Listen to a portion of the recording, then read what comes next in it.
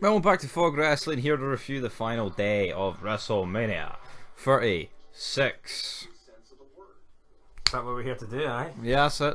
Fuck, I thought we were reviewing the world title match. Alright. Oh, fuck the world title match, man. I can't be arsed. Review it.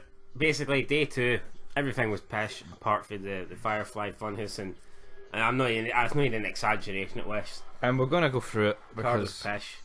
we From, kicked off. start to bottom. Well, that's not in order. That's just I beat him in the predictions, by the way. 8-5 to me. We got a lot wrong, but I won. We kicked off with Charlotte versus Rhea Ripley. I knew this match was going to go at least 20 minutes, and it did. Boring as fuck. I was kind of glad we kicked off, but that means you could get it over and done with. But Charlotte boring, Rhea Ripley 10 times worse. So it's pretty much. You know what I mean? Charlotte wins NXT champion again. Why is she going backwards at this stage in her career?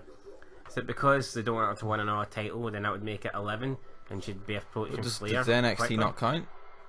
I don't think they're adding NXT ones on because she's already won an NXT, not including the other 10. And they only say she's a 10th.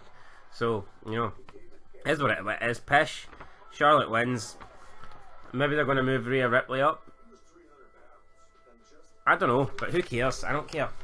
Who gives a fuck? Next up was Otis Ziggler. Because they're actually showing the Undertaker Last Ride documentary on the network, and it's just more interesting than talking about this shit, you know what I mean? That's what it is. Yeah. Anyway, Otis against Ziggler. I think this was not the match itself. The match itself was pish. The build was good. I think this though. was the second best thing of the night, purely just for the build. And then, like, it was just Mandy Rose coming out and helping Otis. I personally thought that was pretty good, so I would say this was not pretty good, like, but you know what I mean. Nothing was better than anything else. Second best thing of the night. Otis won. Let's finish it. I mean, his finishing move is basically just the Scotty Too Hotty worm, but he calls it a caterpillar. And Scotty Too Hotty never beat anyone with a worm. Ziggler gets his first WrestleMania match and he loses to the caterpillar. Like, I mean, you know, it's fucking is what it is. Up next we had Lashley against Aleister Black, I think. Oh, it was Aleister Black won next. Nothing needs to be said about this. I'm sorry. Wrong guy went over. This match shouldn't have been on the card. Yep. Up next we had Edge Orton. Way too long, way too fucking long. It wasn't even it was basically like a backstage brawl with punches and shit, and backstage brawls just don't need to go half an hour. No. I mean, you look at Mick Foley, some good backstage brawls, boiler room brawls, and they only went like 6-7 minutes. I would rather a fast, like hard hitting 6-minute match than a 35 minute match where they just stumble over the place, punch here, then go into this location, punch. But the worst thing about this was there was barely any hard hitting moves. Right, Concerto, right? Well, I finished it. An elbow drop off the ladder, a couple of but there was no, like, I was expecting like multiple mental spots. But fucking dragged. It dragged. I did like the start. Randy Orton appearing as a cameraman. That was pretty cool. I bet, yeah. Edge wins, Concerto. I thought Orton was dead, but even on our YouTube video, I put Edge kills Orton thinking we get loads of views, didn't get nothing. But, you know, that's what it is. Next up, Big Rob Gronkowski wins the 24/7 title. Fucking Rob should have had a match. Actually, no, I think this Rob guy's good. Tom Brady's right hand man. After that, I believe it was the women's tag match. No, Street Profits. Profits versus Garza and Theory. Aye, fucking six fucking bums. Selena Vega was there. Bianca Belair came out. Fucking Velocity, let alone Mania. This match. This is something I'd expect to see on current Impact, not TNA Impact. Fucking that's probably Ring of Honor. Just shouldn't have been there. But anyway, with the women's match. Expecting heel turns, we get nothing. Again, Sasha Banks helps Bayley. Piss poor match. Couldn't give a fuck. If you're going to do a heel turn, you should probably do it at fucking Mania. I mean, Bayley and Becky Lynch have basically held both titles now for a year. Pretty much. Almost a full year. Yeah. And they're both boring as fuck. Then we had the Firefly Funhouse. Already made a separate video on this.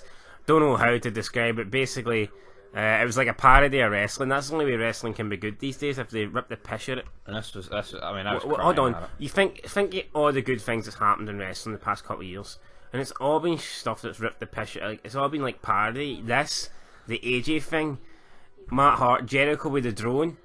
It's all been weird fucking shit. But aye, anyway, fucking Bray Wyatt wins.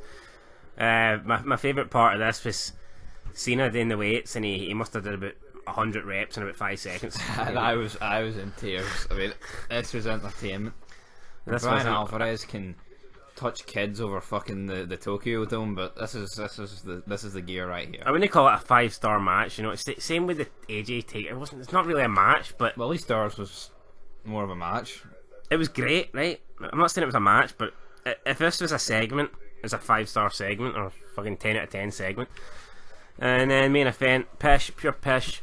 I like Brock, but I'm sick of. He only seems to have a fucking decent match when he takes on a small guy. Why? Which doesn't make sense. Why can't he have a proper match with a big guy? It's not like Drew's going to gas in 5 minutes. He's not Goldberg. I mean, he's not even Strowman. Why can't he have I don't get it. A match with actual psychology. It's just basically it's like a match in the start. It's like the WWE game with unlimited finishers, and it's whoever can fucking hit the most finishers. Well, put it this way: the 2 world champs at the end of Mania are 2 big guys, and not 2 midgets, and that is one positive I will take from this. True. Just, I don't know what the state of wrestling looks like after this, but it doesn't look like they're fucking slowing down. Money in the Bank in a month. Is Braun a heel or a face? I don't know, tweener. Fucking nerd. Right, head note, who's going to be first to face Drew for the title? Cause I doubt Brock's going to invoke his rematch clause. Sorry, who's the Undertaker Boneyard who's match? the heels on Raw? And you've got Bobby Lashley, but he fucking just lost tonight, so it's going to be AJ Styles is buried alive. I don't know if he can.